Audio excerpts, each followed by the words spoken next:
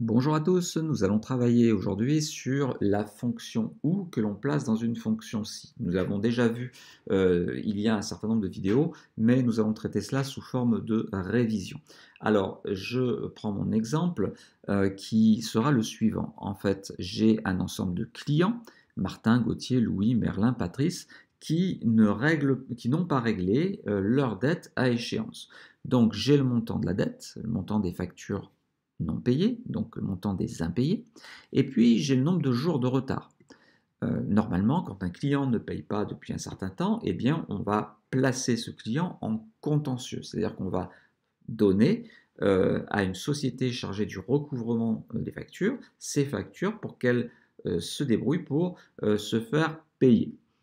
Néanmoins, cette mise en contentieux a un coût. L'entreprise, bien entendu, l'entreprise de contentieux va prendre sa marge et cela va me coûter un petit peu d'argent. Donc, du coup, je vais essayer de ne pas mettre tous mes clients, tous mes impayés automatiquement en contentieux.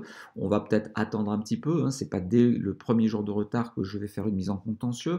On va donc mettre en contentieux un client dès qu'il aura plus de 50 jours de retard. Donc ici, par exemple, Louis et Merlin iront en contentieux, les autres resteront en attente.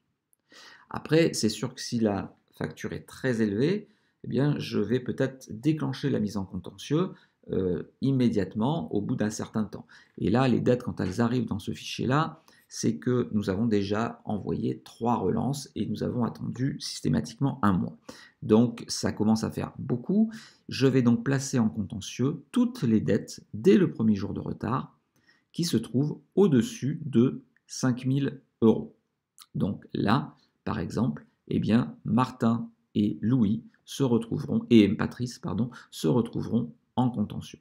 Donc en fait, je vais mettre l'entreprise cliente en contentieux dès que la dette est supérieure à 5 000, ou alors dès que le retard excédera 50 jours. Nous allons donc avoir une fonction SI qui écrira dans la colonne action, donc dans la colonne D, soit le mot contentieux, soit rien du tout, en fonction de ces deux critères que je viens de donner.